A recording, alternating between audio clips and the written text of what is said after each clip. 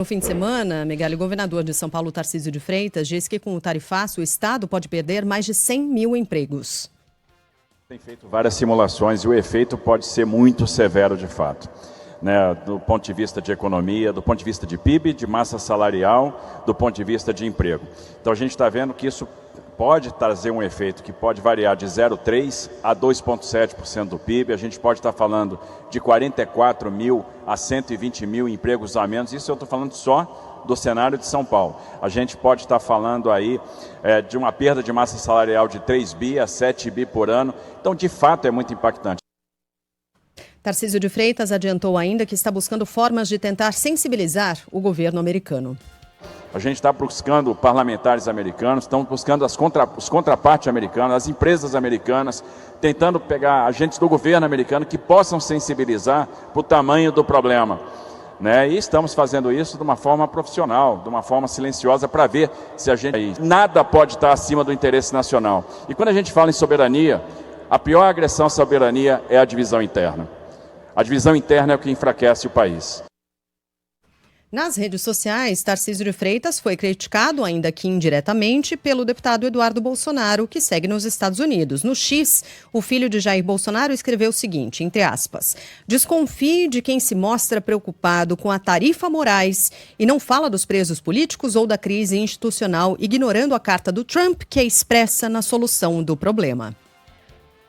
Ai, gente. Bom, o Eduardo Bolsonaro ainda criticou o governador do Paraná, Ratinho Júnior, que nesse mesmo evento, quando abriu a imagem aqui, a gente está exibindo, né, na nossa live, dá para observar que no mesmo palco estão, né, os governadores, mostrou o Tarcísio, mostrou o Ratinho Júnior também, que tentou minimizar a relação entre a situação política de Jair Bolsonaro e o tarifaço.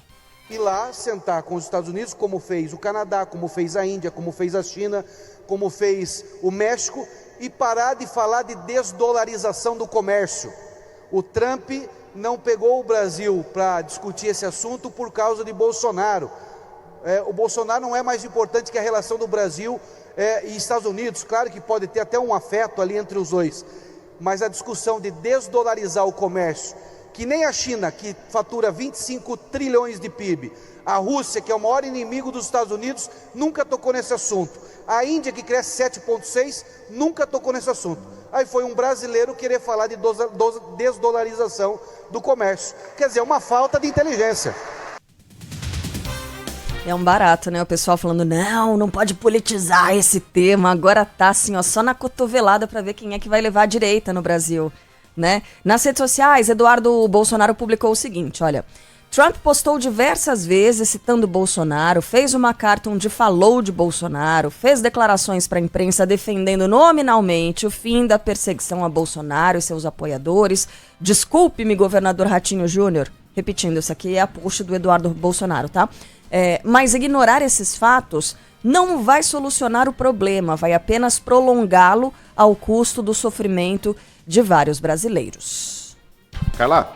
Yes. O Eduardo virou uma pedra no sapato, né, da direita bolsonarista, que estava todo mundo mantendo um pé em cada barco ali, um pé no barco bolsonarismo, falando assim, fazendo suas críticas ao STF, falando sobre perseguição política, mas sem cair muito, né, nessa coisa fanática, radical, né, sectária, tentando manter ali um pezinho na canoa da direita, que já avançou nesse tema, que já saiu desse papo de ditadura do judiciário, desse negócio de anistia, que já está, especialmente agora, né, com o olho na economia, né, nos problemas reais do Brasil, mas os caras mantinham ali um pezinho em cada canoa. Eu já falei que quem mantém um pé em cada canoa, uma hora as duas canoas se afastam e o cara cai de bunda na água. Esse momento parece que está chegando, porque os bolsonaros que ainda possuem cargos políticos e relevância, o Flávio, o Eduardo, enfim, não vou nem colocar o Carlos nessa equação aí, mas eles já deixaram muito claro que ou você embarca de vez nessa nau, ou você está fora. O Flávio falou que qualquer candidato que queira o apoio de Jair Bolsonaro terá necessariamente que impor uma anistia e enfrentar fisicamente o STF, com violência física, caso o STF decida que aquilo é ilegal e provavelmente decidirá que aquilo é ilegal porque ilegal é. Então o Flávio Bolsonaro falou abertamente em golpe de Estado. Ou você se compromete com um golpe de Estado ou você está fora. Foi isso que ele disse. E agora o Eduardo está deixando bem claro, esquizofrenicamente, continua chamando de tarifa Moraes. Ô Eduardo, é tarifa Dudu. É você que está aí. É você que se orgulha. É você que aplaude você mesmo. É você que é aplaudido pelo Paulo Figueiredo. Olha lá o Paulo Figueiredo. Paulo Figueiredo, aliás, eles têm uma relação ali meio homoafetiva que é bonita de ver, né? É uma brodagem ali. Tem um post do Paulo Figueiredo em que ele fala assim, é irresistível o magnetismo, alguma coisa assim, do Eduardo Bolsonaro. É um negócio bonito de ver.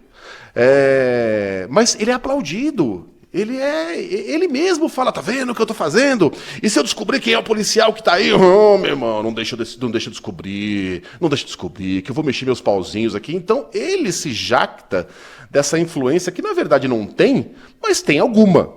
Né? Tem o dedo dele lá, digital dele ali, naquelas medidas exageradas por Donald Trump. Ele vê que esse papo de tarifa Moraes. Então é uma situação muito difícil, é uma encruzilhada. Vocês já perceberam que o Tarcísio de Freitas, por enquanto, não conseguiu criticar o teor das tarifas? Ele não conseguiu em nenhum momento dizer o Brasil está sendo vítima de uma injustiça. O Estado de São Paulo está sendo vítima de uma arbitrariedade, porque ai dele se criticar Donald Trump ideologicamente, primeiro pelo bonezinho, segundo porque o Eduardo vai lá e fazer o que fez com o Ratinho. Ele não consegue, ele não critica a injustiça, a ilegalidade, as mentiras cometidas por Donald Trump. Ele vai, tem que negociar, tem que fazer isso, ótimo, negocie-se. Mas né, ele fica naquela posição, e ele mesmo se colocou nessa posição, que não tem como agradar a todo mundo. Aqui eu vou parafrasear o Reinaldo de Azevedo, que teve uma sacada muito boa. Moderado demais para os radicais, radical demais para os moderados. Não dá para ficar no meio do caminho. Uma hora a realidade se impõe. E eis aí, tá lá Eduardo nos Estados Unidos, a meio continente de distância, deixando bem claro que ou você embarca de vez na nau bolsonarista, na nau da anistia, na nau da ditadura do judiciário, ou você não embarca. Né? Tá ficando bastante interessante a coisa. Uma pesquisa aponta que a maioria dos brasileiros não acredita que, mesmo com o tarifaço, Donald Trump será capaz de reverter a inelegibilidade de Jair Bolsonaro. Segundo a Genial Quest, 59% dos entrevistados descartam a possibilidade. Outros 31% avaliam que sim, com a pressão, há chance de mudar a situação do ex-presidente. Entre os eleitores de Bolsonaro, 45% acreditam que ele seguirá fora da cédula eleitoral em 2026, mesmo com uma tentativa de interferência de Donald Trump. Entre os eleitores de Lula, são 69%.